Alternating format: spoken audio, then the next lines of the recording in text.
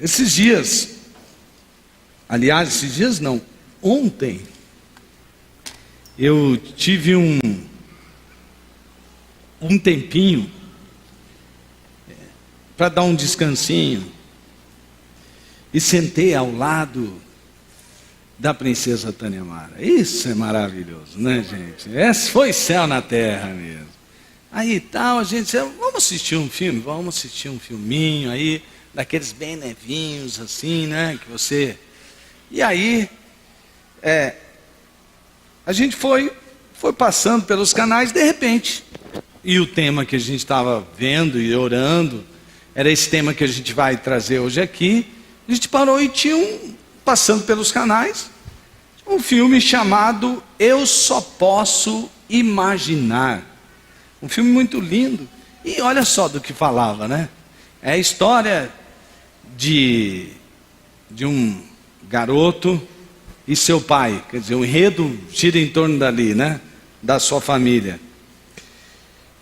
E Bart é o nome dele, Arthur é o nome do pai.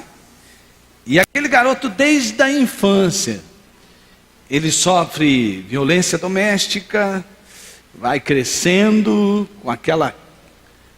com aquele difícil relacionamento do seu pai, sempre lhe dando palavras duras, o desprezando, aquela violência toda, né? Física e psicológica. E aquele menino sofre também porque nem a sua mãe aguenta a convivência com seu pai, que muitas vezes era violento com ela também, e ela acaba fugindo de casa. Essa relação pai-filho foi, na história daquele jovem, daquele pai, é uma relação muito abusiva. E esse garoto vai crescendo e quando ele tem oportunidade, ele decide fugir de casa. E ele tem um sonho de cantar, né? De compor. E então eles formam uma banda chamada Mercy Me. Olha só, né? Exatamente, misericórdia. E então, ele não consegue se desenvolver naquilo que ele sente que é um dom, um talento que Deus deu para ele. E certa vez o seu produtor, aquele que está tentando fazer ele alcançar os seus propósitos, seus objetivos de sucesso, diz para ele, olha, tem hora que você canta, que não parece você cantando. Parece que você está falando alguma coisa que não é bem sua. Mas tem hora que você canta que parece que é autêntico, é sincero. Mas aquele jovem é perseguido pela voz de seu pai. Na sua mente ecoa aquela voz, você não é bom o suficiente. Você não é bom o suficiente. Você fica com esses seus sonhos aí de sucesso, mas você não é bom o suficiente. Não é isso que você precisa fazer. E quando ele enfrenta uns nãos na vida, o que vai acontecer? Ecoa aquela voz, eu recebi esse não, porque o meu pai tinha razão, né? Bom, sem querer fazer spoiler do filme, ele percebe que ele tem que voltar para a sua casa, para resolver esta situação, porque era justamente toda essa coisa que estava amarrando Bart, de realmente alcançar todo o seu potencial, o potencial que Deus tinha para ele. Quantas histórias são assim, não é? Quantas histórias estão para acontecer, mas não acontecem, porque tem algo lá no seu passado que te limita. Por isso o tema é: você me perdoa? E eu vi um outro slide sobre esse tema. Eu não sabia que existia outro tema sobre esse. Quando eu li esse texto, eu falei assim, acho que a grande pergunta aqui é, você me perdoa? Mas depois eu percebi que tinha um outro comentarista bíblico muito Muito bom mesmo. E ele usou esse mesmo texto. Só que aí ele foi um pouco além. Ele colocou duas opções: sim ou não. Na história desse jovem Bart com seu pai, quando ele era criança, ele foi em um acampamento cristão. E no acampamento, uma das tarefas era justamente essa: se você escolhesse perdoar, coloque um nome, o nome de alguém, e diga sim ou não. Se você fosse fazer isso hoje, se você fosse então ter essa oportunidade de alguém chegar para você agora, imagine alguém. Eu acho que esse alguém já está vindo à sua mente, não é verdade? Você me perdoa, e você tivesse que pôr o nome de alguém, de quem você colocaria o nome? Se você tivesse que escolher essa pessoa, quem seria esse nome?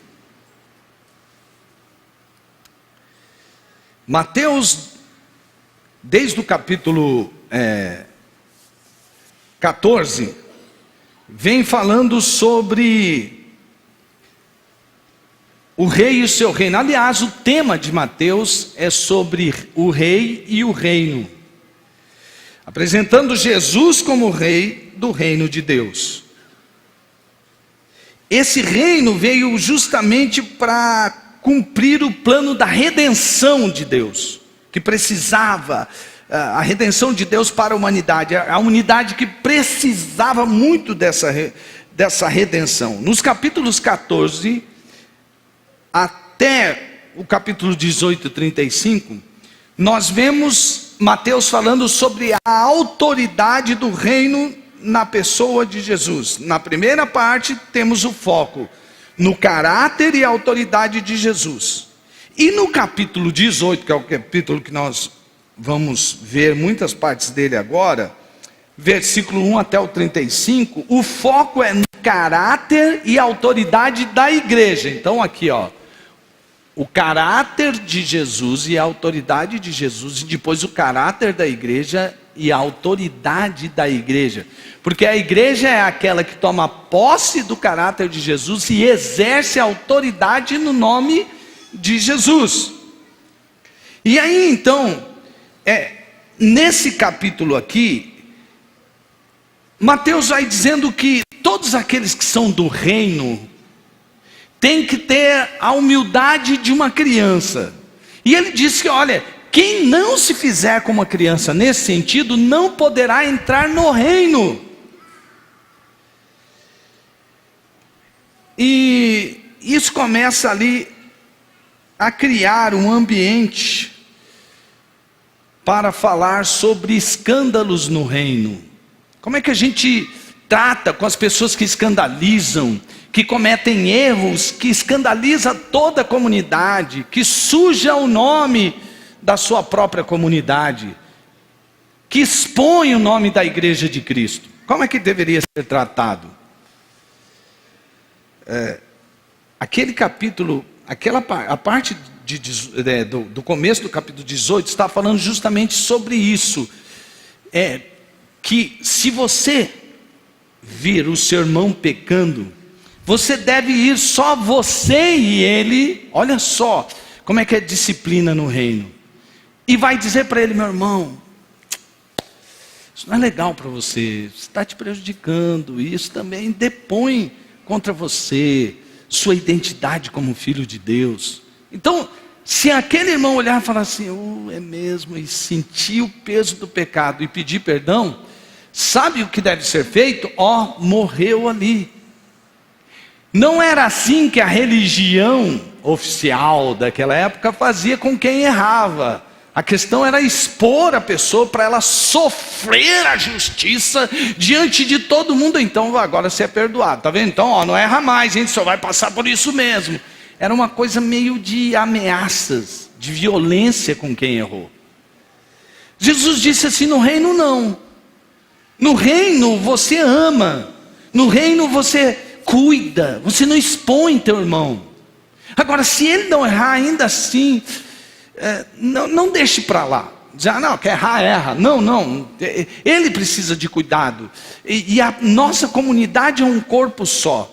E aí então ele diz, vai, chama mais dois e orem, e vão lá, e busquem em comunhão. O texto tem todo esse sentido de se interessar por quem está se afastando, se afundando no erro.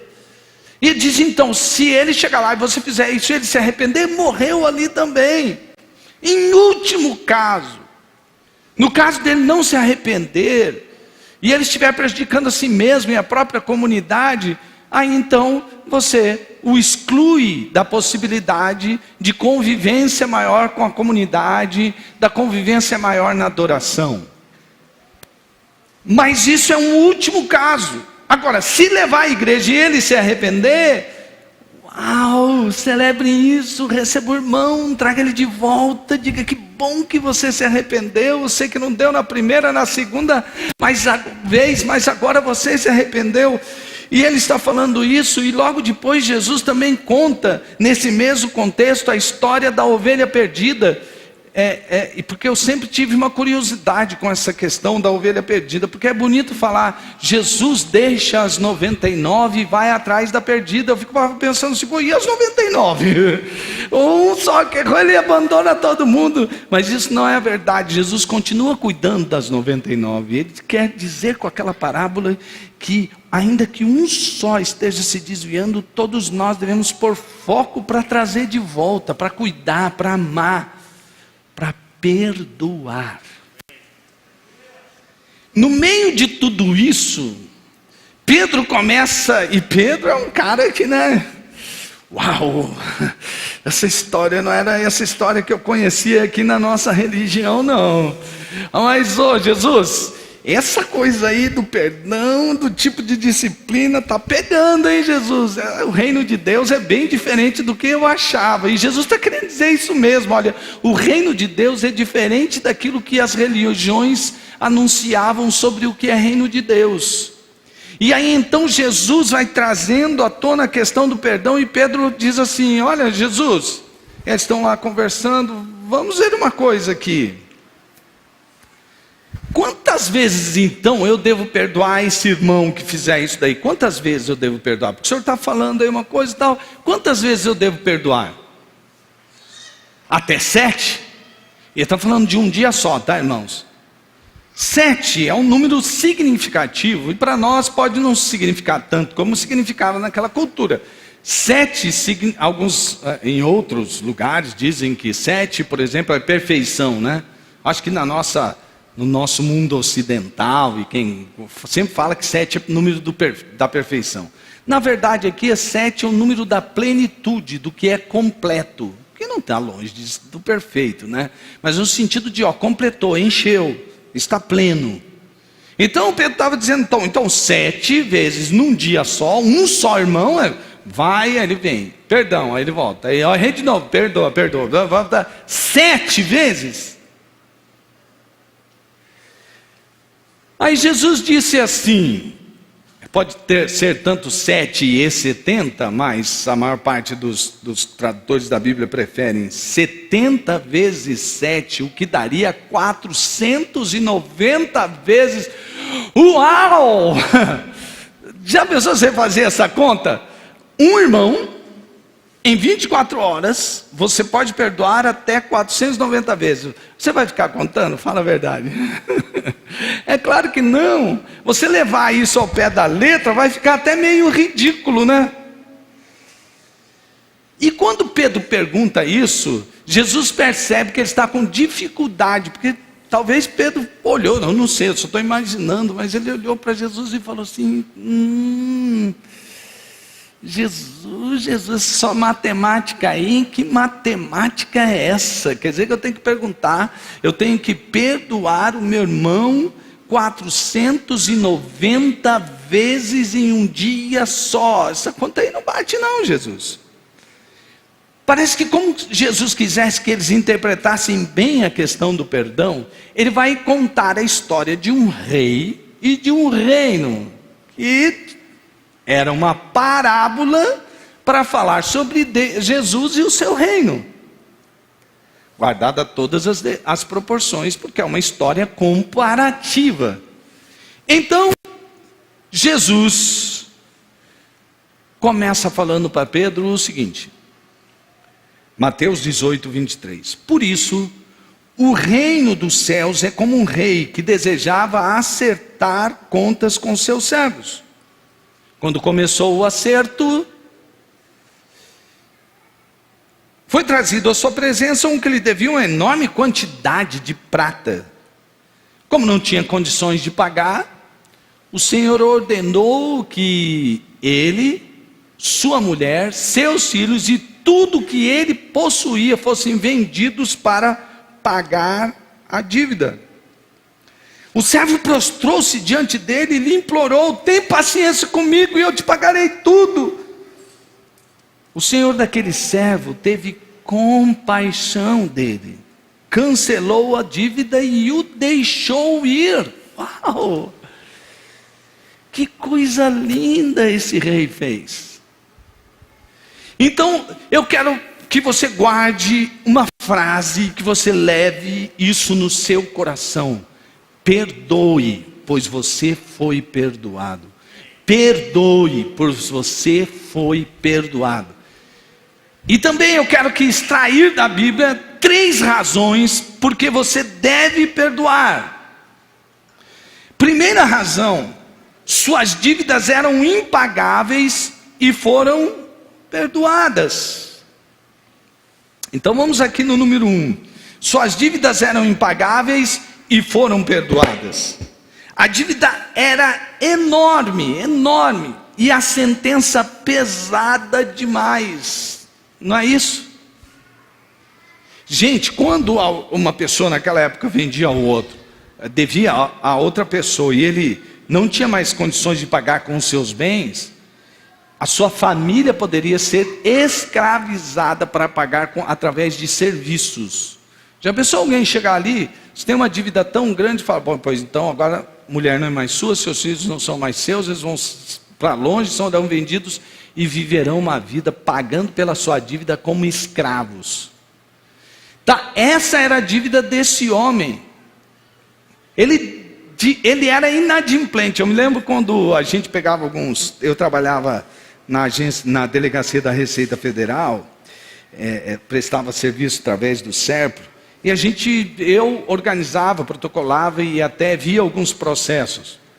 E tinha alguns processos que eram carimbados assim, ó, pá, inadimplente. Por que se chegava àquela conclusão? Chegava-se àquela conclusão de que a dívida daquela pessoa, mesmo que pegasse todos os bens e o que ele ganhava por mês, não dava para pagar aquela dívida. Então ela era uma pessoa inadimplente. Ou seja, aquela dívida era uma dívida impagável. A dívida daquele homem era assim, como se ele devesse milhões de reais. Você entende? Milhões. E então, ele ia perder a sua esposa e seus filhos, eles seriam escravos daquele rei. Ou de alguém que ele determinasse, até que aquele homem pagasse toda a dívida. Então veja, a dívida era enorme e a sentença era pesada. Mas houve um clamor por clemência, ou por favor, aquele homem, a ilustração é que é como se alguém que se prostra nos pés da pessoa e começa a pedir: olha, por favor, me perdoe, eu não posso viver sem minha mulher, não posso viver sem meus filhos, olha, me dá uma chance, eu vou te pagar tudo. Aquele senhor olha e fala: você não tem condições de me pagar tudo. Mas diante da clemência, o que ele faz? A Bíblia diz que aquele rei foi movido de íntima compaixão, e não somente perdoou a dívida, como mandou o homem embora livre. Dívida perdoada, você está livre. E aquele homem foi embora. Há uma frase de William Shakespeare que ele diz assim: nada encoraja tanto o pecador como o perdão. Nada encoraja tanto o pecador como o perdão. Aquele homem deveria estar ou ser encorajado a perdoar também. Essa é a primeira parte da história. E agora uma aplicação. Quantos aqui sabem, têm a plena consciência, que tinham uma dívida diante de Deus que era impagável? Levante a mão. Quantos aqui? Ok. Todos aqueles que conhecem o Evangelho sabem que Deus é perfeitamente santo e que todos pecaram. Então é uma dívida muito grande, na verdade.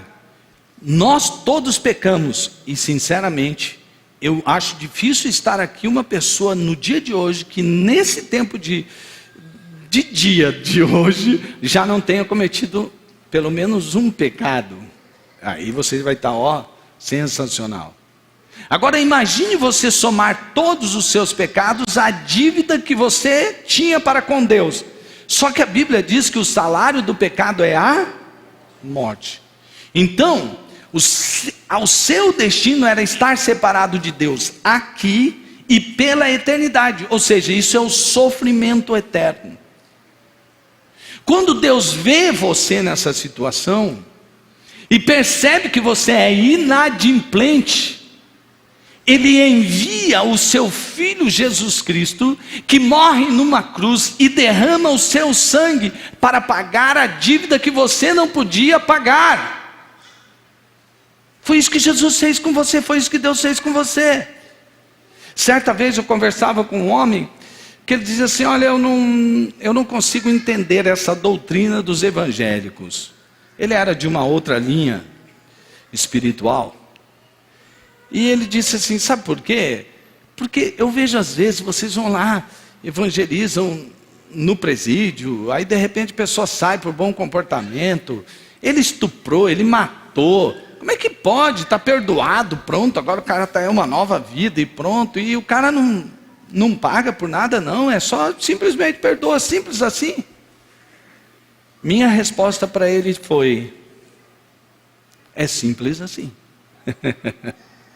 Eu disse: não, o correto, olha como eu entendo, essa pessoa precisa ter, aquelas pessoas que foram más em uma vida, e porque tem muita gente ruim, tem muita gente má, que vive uma vida boa. Bom, eu não sei o que ele quis dizer, viver vida boa, porque eu falei para ele: depende do que você está falando, viver vida boa. Viver vida boa é ter dinheiro? É cometer crimes e não pagar por eles? Bom, então ele tem, e aí ele não paga por aqueles erros que ele cometeu, e aí vem lá, perdoa, pronto, vou para o céu. Eu disse para aquele homem: olha, deixa eu dizer uma coisa para você. A nossa dívida é tão grande, tão impagável diante de Deus, que mesmo que a gente vivesse todas as vidas que nos fossem dadas, nós não poderíamos pagar com a nossa própria vida a justiça que Deus exige para que nós sejamos salvos. A justiça que Deus exige para que sejamos salvos só pode ser paga pelo precioso sangue do seu Filho Jesus. Não é pelo que eu faço, pelo que eu farei, mas por causa da misericórdia de Deus, que perdoou um pecador como eu. Aleluia. Eu não sei quanto a você, mas eu me sinto tão miserável pecador e tão endividado diante de Deus, que realmente até é difícil para eu entender como Deus me perdoou. Mas quando eu olho para Jesus, eu percebo. Quando eu vejo o derramamento de sangue de Jesus na cruz, eu percebo. Eu não posso entender completamente agora, mas eu creio que um dia eu entenderei totalmente. Nós estamos num caminho sobre o perdão. Vai acompanhando aqui. A primeira razão então é: perdoe, porque suas dívidas eram impagáveis e foram perdoadas. Agora existe um raciocínio aqui. A Bíblia continua, e a segunda razão que eu quero apresentar para que você perdoe é: perdoe, pois você foi perdoado. O incompassível nunca será satisfeito. Sabe o que significa isso? Incompassível é uma pessoa sem compaixão. Uma pessoa que não tem compaixão nunca ficará satisfeita. Eu vou explicar por quê. Veja o texto a partir do verso 28. Mas quando aquele servo saiu, encontrou um de seus conservos que devia 100 denários. 100 denários é muito menos do que a dívida que ele tinha com o rei, mas muitas vezes menor. Aí aquele homem fez o quê? Agarrou e começou a sufocá-lo, dizendo: pague-me o que deve. Então o seu conservo caiu de joelhos e implorou-lhe: tenha paciência comigo, eu lhe pagarei. Mas ele não quis, antes saiu e mandou lançá-lo na prisão até que pagasse a dívida. Quando os outros servos, companheiros dele, viram o que havia acontecido, ficaram muito tristes e foram contar ao seu senhor tudo o que havia acontecido. O incompassível nunca será satisfeito. Sabe por quê? A pessoa que é incompassível, ela sempre se vê com um crédito a receber. Sempre se vê com um crédito a receber. Ou seja, alguém me causou um dano e alguém tem que pagar por isso. Se eu não conseguir fazer a mesma pessoa que me causou o dano pagar, outras pessoas vão ter que pagar. Me diga se não é assim: alguém que está ferido, que perdeu a compaixão por causa de uma ferida que ele teve, porque ele não se sente perdoado, não conseguiu se perdoar e não consegue perdoar ao seu ofensor, ele sente que ele tem um crédito a receber, e ele parece que está sempre, continuamente cobrando aquilo. É injusto isso, é injusto isso. Não, alguém tem que pagar, mas por que não paga? Sempre tem. Aquele homem que não tinha compaixão, por isso a parábola chama parábola do servo, do senhor, ou do servo, do conservo, do servo incompassível, é que ele foi perdoado de sua dívida, mas quando ele encontrou com alguém que devia muito menos dinheiro do que ele devia para o rei, ele cobra implacavelmente. E sabe, ele é tão sem compaixão que ele pega o sujeito pela garganta e: você vai ter que me pagar. Você está percebendo aí que existe ira no meio? Ira. Você vai ter que me pagar, me paga. Aquele homem, ele é totalmente destituído de misericórdia. Sabe por quê? Há um pedido de clemência. A pessoa fala, as palavras são muito parecidas. A pessoa chega diante dele, se ajoelha e fala assim: por favor, me dá um tempinho que eu vou pagar. E olha, eram 3 meses de trabalho, ele pagava aquele homem. A dívida que o servo tinha com o rei, nem se ele entregasse a vida inteira dele, da mulher e dos filhos, ele pagava. Mas daquele homem, aqueles denários eram 3 meses de trabalho, ganhando o salário mínimo da época.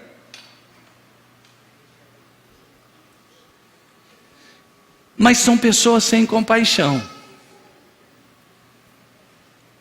Agora, o que merece uma pessoa que recebeu compaixão, mas não dá compaixão? Tem uma frase de Iso Rocha que é muito interessante. Ele diz assim: aquele que não perdoa perde o direito de errar. Poderia ser: aquele que não perdoa perde o direito de perdoar, de ser perdoado. Mas aqui é: aquele que perdoa perde o direito de errar. Porque se você não perdoa, é porque você diz assim: você não pode mais errar, você tem que ser perfeito. Então, para você exigir isso, você também tem de ser perfeito. Deus tinha o direito de dizer: vocês não podem errar. E ninguém podia acusá-lo de nada. Porque Ele é perfeito. Mas sabe o que o texto diz aqui? O que é perfeito perdoou aquele que é imperfeito, mediante uma dívida que era impagável, mas este mesmo não perdoa aqueles que o ofendem. E só para nós irmos mais rápido por causa do tempo, eu quero já emendar imediatamente com a terceira razão que é justamente que quem nega perdão, negar perdão gera tormento e prisão. Quando você não perdoa, você vai viver em tormento e prisão. O texto diz: então o Senhor chamou o servo e disse: servo mau, cancelei toda a sua dívida, porque você me implorou. Você não devia ter tido misericórdia do seu conservo, como eu tive de você.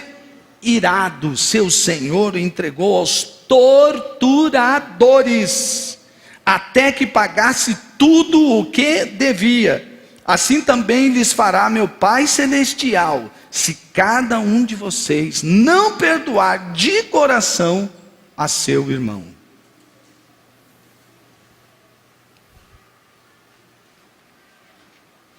Geralmente quem nega perdão é porque não entende o que foi feito a ele. Ele se torna uma pessoa sem gratidão por aquilo que Deus fez a ele. Ele é um ingrato. Quem vive nesse mundo do rancor, da raiz de amargura, de dizer: você tem que pagar o que você fez por mim, eu tenho uma raiva. Naquele filminho do Bart, do seu pai, quem pagava a conta era sempre sua namorada. Ele não conseguia conviver com a sua namorada, porque já que ele não podia fazer o seu pai pagar a conta, ele queria que a sua namorada pagasse a conta. É isso que gera, mas neste caso aqui, aquele homem, ele não percebeu o quão grato ele deveria ser. O ingrato, ele vive num mundo amargo. O sujeito ingrato, ele vive reclamando das coisas. É aquele sujeito que entra no elevador e diz assim: como está chovendo, né? Chove demais. Aí para a chuva, que seca difícil. Quando que vai chover? Assim, faz um friozinho, como está frio. Não gosto de frio, não nasci para viver nos frios. Depois você encontra ele mesmo no elevador, ele diz: que calor, isso aqui está parecendo um inferno. Sujeito que não tem gratidão nunca por aquilo que ele tem. Aquele homem não teve compaixão, e quem age sem compaixão viverá. Quem age sem compaixão viverá. O incompassivo sofrerá em uma prisão atormentadora.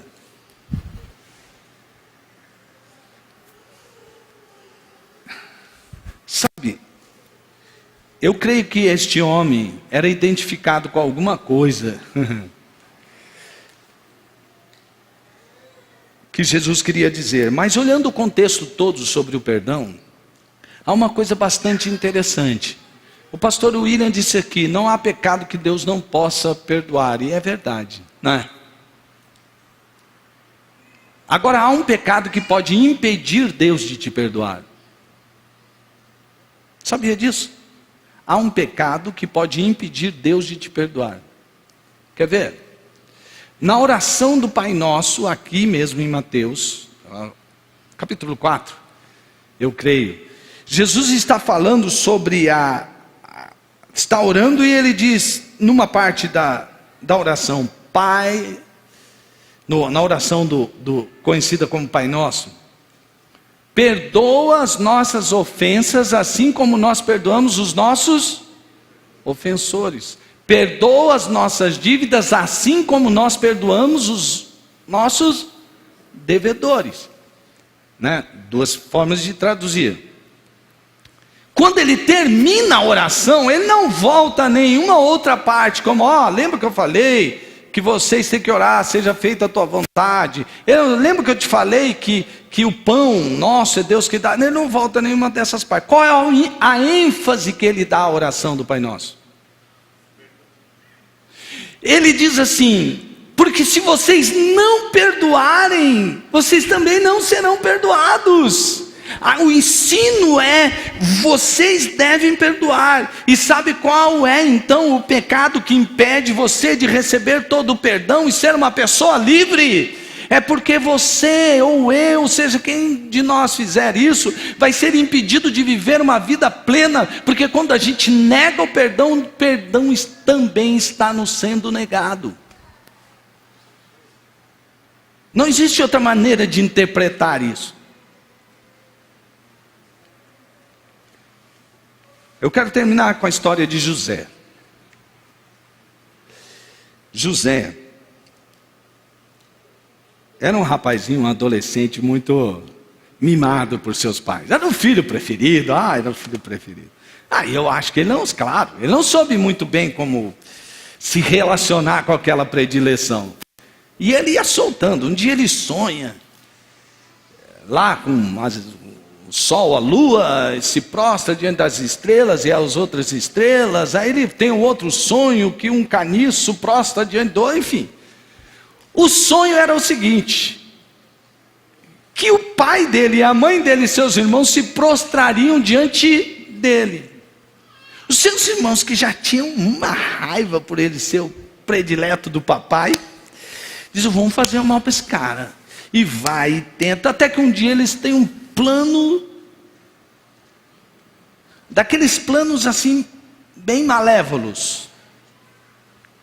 E eles dizem assim: vamos fazer o seguinte, a gente pega o nosso irmão e joga ali numa cova, a gente pega um animal, pega a túnica dele, põe o sangue do animal, volta para o nosso pai e diz que ele foi comido por uma fera, e a gente deixa ele ali no buraco. Teve alguns até dizendo: vamos matar agora esse guri de uma vez, nós não vamos contar que ele morreu, vamos matar ele de novo. Aí o outro irmão salva, enfim, vira aquele negócio.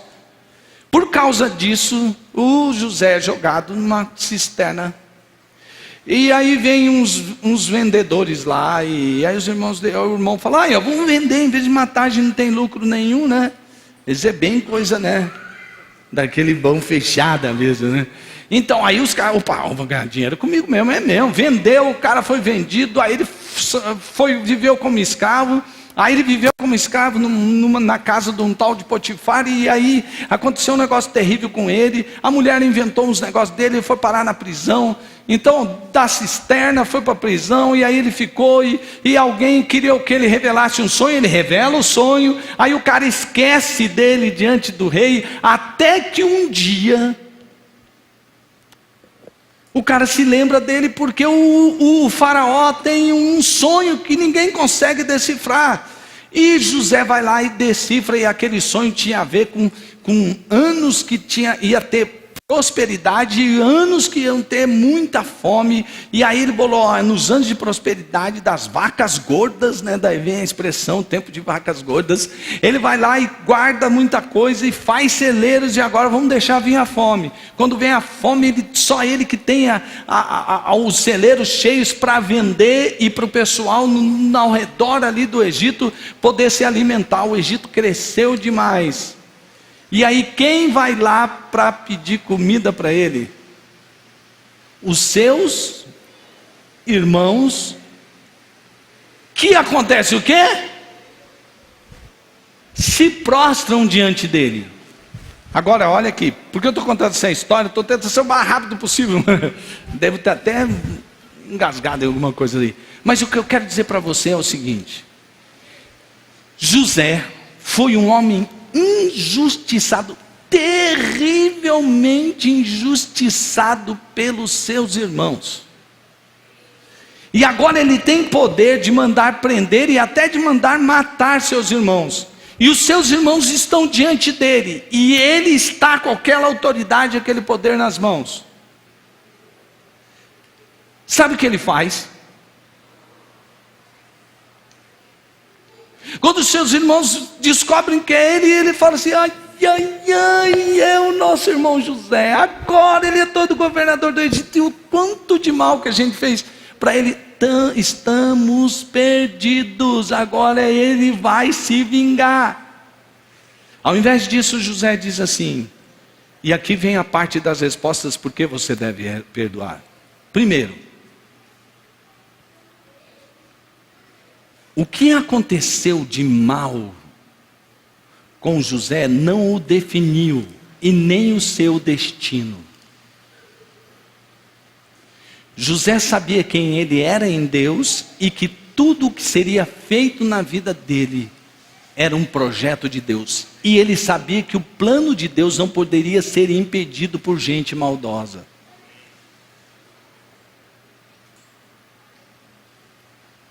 O passado não o definiu, e nem o propósito de sua vida. Segundo, quando eu olho para a história de José, eu percebo que toda a maldade que ele sofreu não fez dele uma pessoa maldosa e amargurada. Ele não se tornou uma pessoa maldosa e amargurada. Ele sofreu sim, ele foi injustiçado sim, não somente pelos seus irmãos, aquela mulher que mentiu sobre ele, o cara que esqueceu dele na prisão, a prisão que ele sofria injusta, ele sofreu e podia ser um cara totalmente amargurado com a vida, mas ele não deixou que a maldade que fizeram com eles fizessem dele um sujeito maldoso.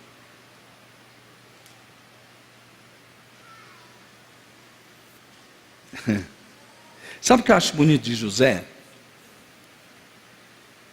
É que ele reconhece que os irmãos dele causaram muito dano a ele. Mas talvez ele olhe para trás na história e diga: olha, vocês acabaram até sendo usados, porque se eu ficasse lá no colinho do papai, eu não estaria aqui onde eu estou hoje. Então obrigado por toda a sua maldade. Sabe, Paulo nem tinha escrito o versículo, mas José já citava de cor: todas as coisas contribuem juntamente para o bem daqueles que amam a Deus. E sabe o que ele fez? Meus irmãos, eu perdoo vocês. E sabe o que é lindo de José? Ele chora por ver seus irmãos e quer ver o seu pai, a sua mãe e o seu outro irmão que não está ali. Sabe por quê? Ele preferiu todo o dano do que ser separado da sua comunhão familiar. Pastor Ed Renekiewicz contou uma história interessante. Diz que uma jovem ligou para ele, era tarde da noite, num domingo, e ele disse assim: pastor, hoje é meu aniversário, eu estou ligando para o senhor me dar parabéns, para o senhor orar por mim. Ela falou: oh, sim. Mas você não recebeu parabéns de ninguém? Ela disse: não, até agora ninguém me deu parabéns. Nem seus pais? Não, meus pais não. Ah não, seus pais não me deram parabéns. Por quê? Porque eu rompi com eles. Ela disse: mas você tem os irmãos, e seus irmãos? Ninguém deu parabéns. Também rompi com eles. Ao que o pastor responde assim: olha, então neste ano eu não vou lhe dar parabéns. Por que eu daria parabéns a você? Não tem do que dar parabéns a você. Mas eu vou orar por você, para que você perdoe os seus pais e perdoe os seus irmãos. Porque aí no ano que vem, eu tenho certeza que você vai receber muitos parabéns.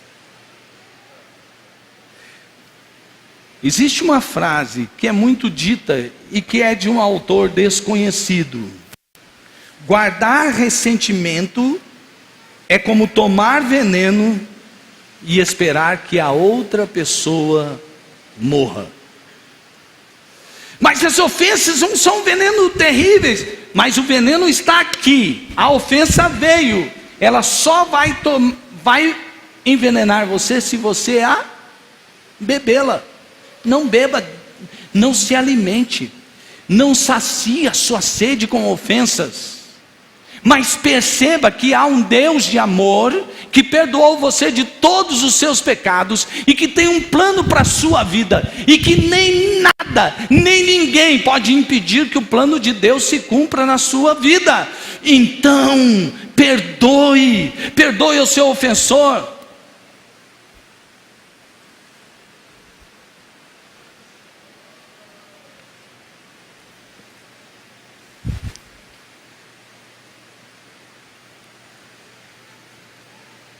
Terminando com o filme, a música Eu Só Posso Imaginar foi uma das músicas mais ouvidas de todos os tempos. Naquele tempo era a mais ouvida. A grande questão de hoje é que talvez você tenha que voltar para o começo dessa mensagem. Tem alguém gritando no seu coração agora, dizendo: você me perdoa?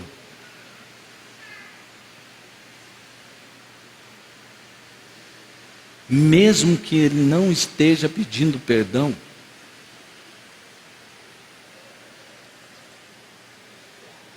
Todos estavam ali na cruz, tinham gritado crucifica-o, debochavam de Jesus.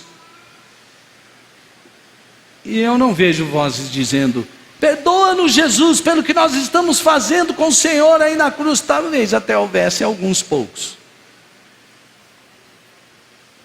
Mesmo assim Jesus disse, Pai, perdoa-lhes, porque eles não sabem o que fazem. E essa frase é bonita, é linda até de se ouvir. Mas eu creio que ela é muito mais profunda do que a gente possa imaginar, do que eu possa entender ou do que eu possa explicar. Mas eu acho que realmente as pessoas que estavam ali diante do que estava acontecendo, entender tudo era muito difícil. Um homem tem que derramar o seu sangue para Deus perdoar as pessoas do pecado. Ele tinha que conhecer todo um conteúdo. E mesmo assim tem hora que você não se pergunta assim, será que Jesus, que Deus não podia ter escolhido outro caminho, que não fosse aquele caminho tão doloroso para Jesus? É difícil de entender, não é? Jesus não estava dizendo só porque ele queria que as pessoas fossem perdoadas, e ele queria, mas estava dizendo aquilo porque ele estava pensando que aquilo era uma parte que seria finalizada ali. Ele pagaria, ele poderia dizer, tetelestai, está pago, está quitado, mas ele sabia que para os homens tomarem posse desse perdão e viver uma vida dentro de uma comunidade onde recebe perdão e dá perdão, isso seria uma ação sobrenatural do Espírito Santo que seria derramado sobre toda a vida que se entregasse a Ele. O batismo no Espírito Santo veio a seguir. A comunidade do amor e do perdão foi inaugurada. E agora dentro dessa comunidade nós temos uma atmosfera de quem entende que tinha uma dívida impagável com o Pai, que o Pai não deveria jamais nos perdoar, mas ainda assim, segundo a sua infinita misericórdia, quando Deus, movido de íntima compaixão, envia Jesus, Ele nos dá a possibilidade de sermos perdoados. E agora o Espírito de Deus clama a nós, assim como vocês foram perdoados. E olha que você foi perdoado de uma dívida impagável. Perdoe a todos, porque a dívida que Ele tem para com você é muito menor do que a que você tinha para com o Pai. Não se ache justo a tal ponto de achar que você só tem crédito e que alguém tem que restituir o dano que você sofreu. Perdoar é o caminho da liberdade. Seja livre. O perdão é unilateral. Ele não necessita que o outro te perdoe. O que você precisa fazer é perdoar. E ainda que o outro diga eu não te perdoo, você já está perdoado, entendeu? Viva livre. Perdoe.